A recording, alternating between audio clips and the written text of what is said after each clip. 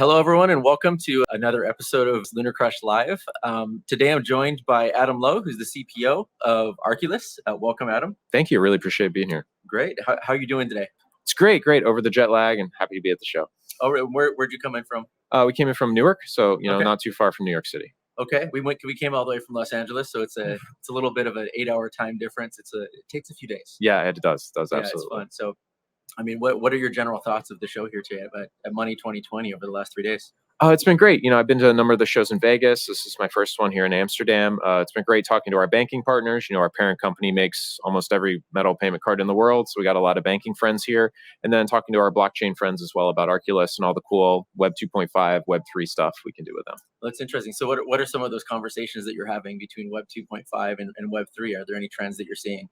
Yeah, I think some of the older institutions and the people just getting their feet wet, really are using some of our authentication technology where we use FIDO and WebAuthn to help their users securely log in. So it's still cryptographic, right? We're getting them away from usernames and passwords, which are terrible. Usernames and passwords are just a shared secret. If you've ever shared a secret with someone, you know how long that lasts. And instead, we're giving them a digital signature on their card, tap their card to the phone, cryptographically log in, and it's just a much better solution. Nice. So I'd love to hear more about Arculus. I'd heard about it recently, and I'm trying to rack my brain where I might have heard it. I think I was listening to a podcast. Absolutely. And I think Arculus probably sponsored the podcast, but maybe we came up quite a bit recently. So some of the other hardware wallets have had issues. Some have had side channel attacks. Some have made some not so great decisions about making their private keys exportable. We've come up as a very substantive alternative, and it's our big trends are we're as secure and more secure than any other hardware wallet out there. We're much easier to use. You don't need a PhD in math to be able to tap a card to a phone. Everybody knows that mechanic. They do it at their favorite stores all the time. So I'd love to talk more about that. So, there's a lot of complaints about the user experience around crypto, the user experience around self-custody. I guess walk us through what Arculus has done to make that so much better. Sure. So Arculus is a smart card, right? So there's 15 billion smart cards or so on the planet. They've never been penetrated. And we use that same technology to generate your keys and keep your private keys safe. So inside Arculus, the same secure element that's in the US passport. So we take that base secure element, we add our cryptographic software, the same type of software that's in payment cards. We add elliptic curve technology for blockchain, and we have it generate, store, and secure your private keys. So Arculus uses 3FA, something you have, which is your Arculus card, something you know, which is your PIN, and something you are, which is the biometric on your device. So you have 3 layers of defense that protect your private keys. So that flow is someone goes to, where can they get an Arculus? Sure. So you can get Arculus at getarculus.com. You buy the hardware wallet. The app that's associated with it is free. You can download it on the Google Play Store or the iTunes Store. And then the workflow is, let's say I want to send crypto from me to you. So I biometric into my app, pop in your address, hit send, put in my PIN, tap my card, and I'm done. So the joke is, in the time it'll take you to turn on some of those other older hardware wallets, you'll be done your transaction in Arculus. Interesting. What assets does it support and what chains? Sure. So it supports roughly 95% of the market cap. So all of the ECDSA chains, kind of the Gen 1 chains, right? Bitcoins, ETHs, EVMs, all that good stuff. The Gen 2 chains, so we support Solana, Hedera, Polkadot, things like that. And we've even added some chains, I think, before anybody else. We have Aptos and some of the latest and greatest stuff, and stateful, very fast transactional blockchains. So we're really proud of that. The cryptography on the card is fantastic, and we're really happy. And so you use the card, use the app. Can I actually spend from the card? Sure. So we also white label our product. So Arculus, as we sell it today directly to consumers, is purely Web3. So if a merchant takes directly crypto, right, they pop that Solana or they pop that ETH QR code, you can scan it, tap your card to your phone, and it will go over the chain. Now, if it's a more traditional merchant, right, Visa, MasterCard, et cetera, we do have some B2B partners that we white label this technology with, and then depending on their back end, they will affect that fiat to crypto transaction. Or crypto to fiat transaction, because most merchants, they want fiat, right? They're not quite ready and there yet to take crypto. But for the merchants that do, we support it. So if I had, say, for example, American Express, and if American Express adopted your technology and I had the app on my phone and everything, I could actually spend my crypto through that card? Yes, absolutely. So that's one huge advantage about being a smart card is we can put all that tech on the same card. You can have a full hardware HD wallet on a card, full Visa, MasterCard, Amex Discover on the same card. Wow. And it's been a lot of work to do that, right? It's That is really cool. So are there actually partners doing that so far? Is that happening yet? Yeah, so not the big players, right? Yeah. They move at a certain pace for good reason. So we have some fintech partners and some decentralized exchanges and others looking at adding that multifunctional features onto their cards. So it'll be a traditional Visa or MasterCard, and then it will also be a hardware wallet on the same card. That is really cool. It's very, very impressive. I mean, you're doing a lot, obviously. Thank you. And so, I run product as well. We're more data and analytics. We're a totally different side here. We always talk about how it's a completely different animal running product in crypto. Yes. I guess, how do you approach this market, especially even since this show has started? It seems like the environment is changing, right? Yes. Like SEC, et cetera. There's all sorts of stuff. I guess, how do you approach product? Sure. So we have two tenets. One is absolute security and safety, right? So that's the first paramount pillar. But I think for a long time, people did an or, right? It can be safe or it can be convenient. And we absolutely wanted to get away from that, right? UX and UI is the other core pillar. So it must be safe, simple, secure, right? That's the mantra of the product. So, we could include other kind of fringe features into the product, and we purposely don't. Not that they don't add value. We occasionally get people, oh, can I hook up my own node? Oh, can I hook up my own custom EVM? I'm like, look, the product's capable, but we are really trying to hit that center of the curve, and we don't want to confuse people. Right. So like that's kind of the vision of the product, is it's safe, simple, secure crypto for everybody in a true self-custody format, right? Not semi-custody, like your keys, your crypto. We don't do firmware updates in the field. Your private keys stay private. So you don't have a subscription service that people can back up their keys and We do not. And Okay. to be clear, storing recovery phrases is a problem in the industry, and I think there's reasonable ways to do it. Just the latest attempts have been very bad attempts at them. I think there's positive ways you could do it in a deterministic cryptographic fashion, just not what was proposed. It's really fascinating to see what we've just seen, where product crosses over brand, marketing, PR support. To me, it looked like a suicide mission. I'm like, really? Did the marketers not look at this and think of what could happen? Yeah, it was rough. I was in Bitcoin Miami when that happened on a panel with them.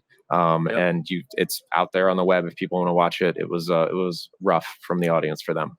It's tough. It's tough in an environment where we're moving so fast, and to sync up the teams and messaging and all of that is not easy. No, it's not. Yeah, and I guess, how do you look at that? Like, how do you work with your teams to really focus on proper product marketing?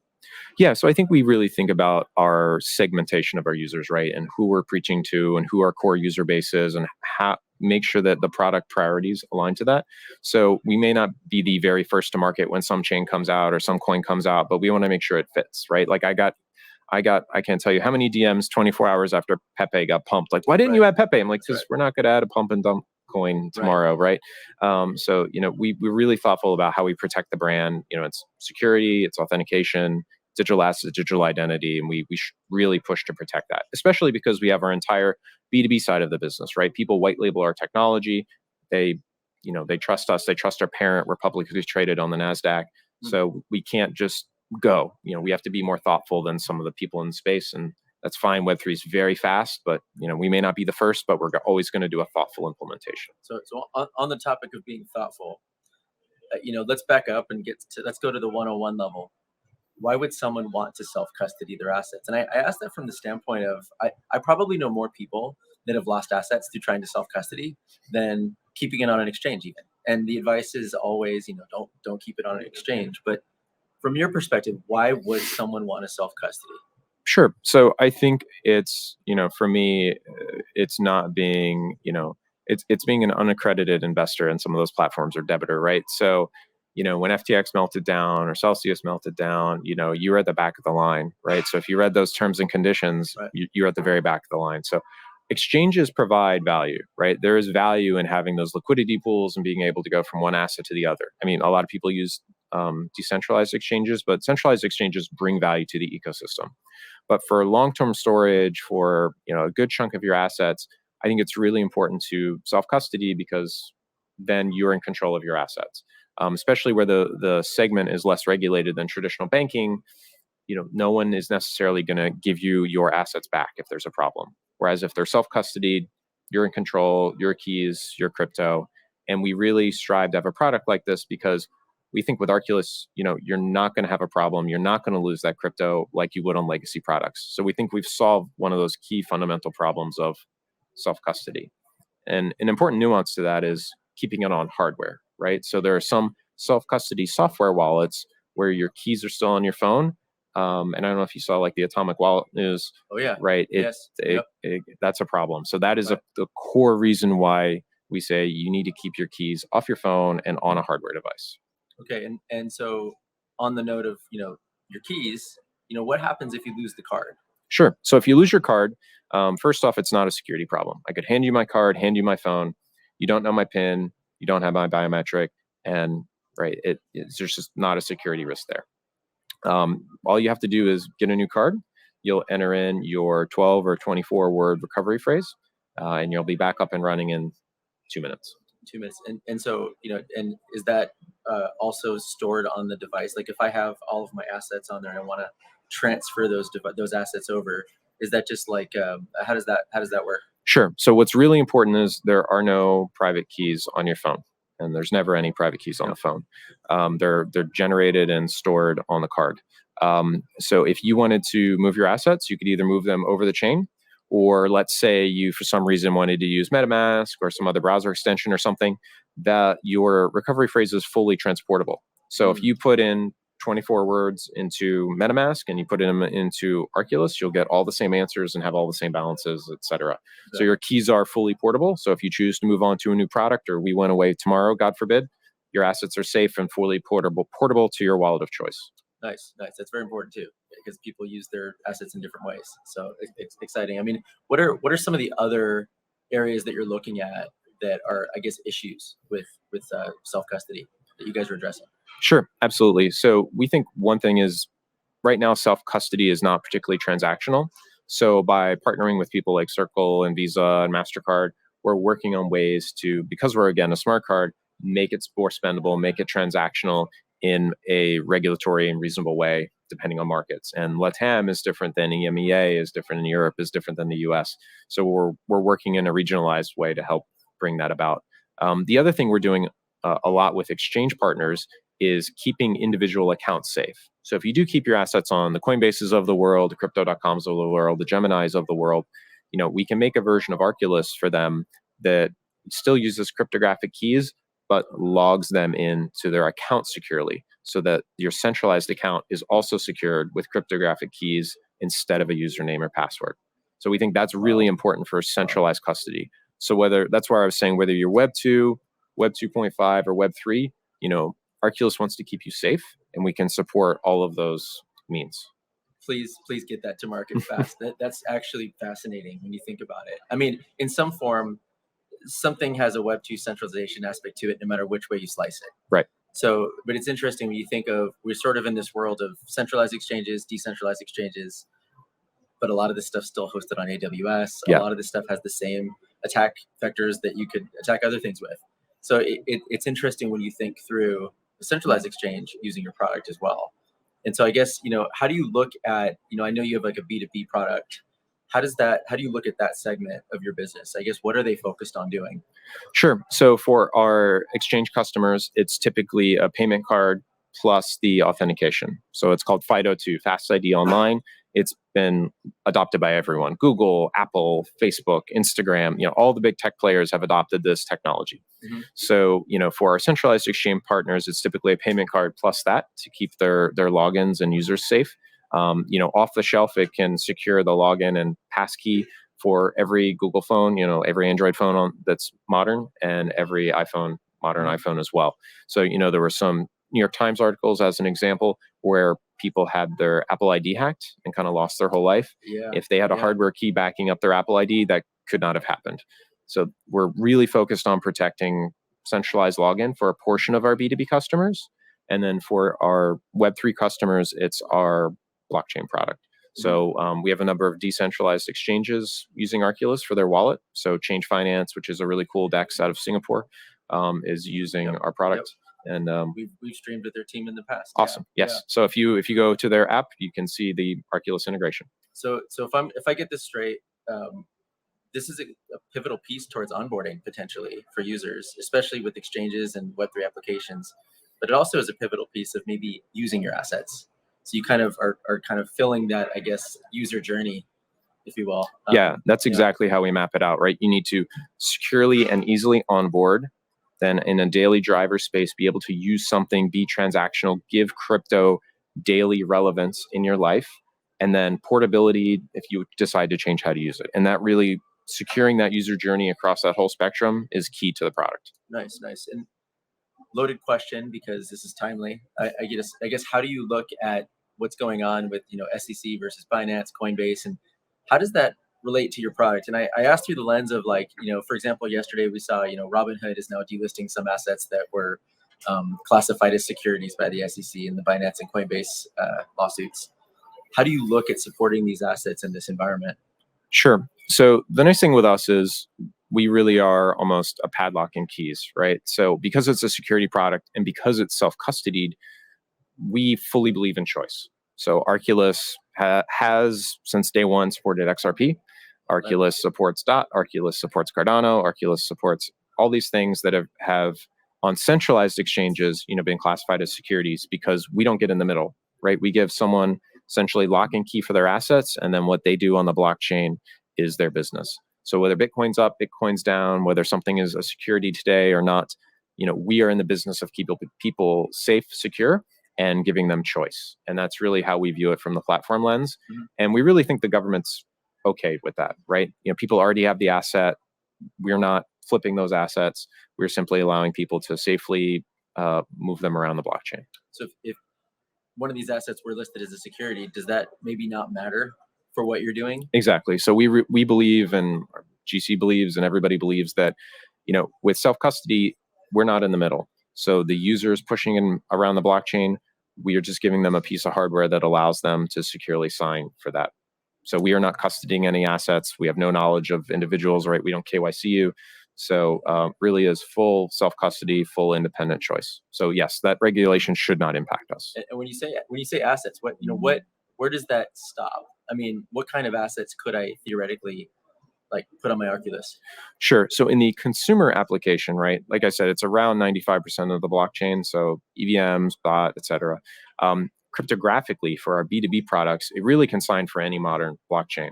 So ECDSAs, the ETH EVMs of the world, EDDSA, which is like Solana, HBAR, et cetera. Full BLS Schnorr signatures. So that's SR25519 to get a little technical, which is the DOT protocol. Mm-hmm. We've really put a lot of cryptography into this card. So even if a B2B customer had kind of some special snowflake cryptography, it's probably already there. And could this get into data? You mentioned it could replace your login in a sense. Are we getting into the identity space, data, health records, things of that nature? I mean, it seems like a perfect solution for a health record if you think about it. Yeah, we've definitely talked about that. So, it can sign for, Polygon ID, ZKP type protocols, so zero knowledge proofs.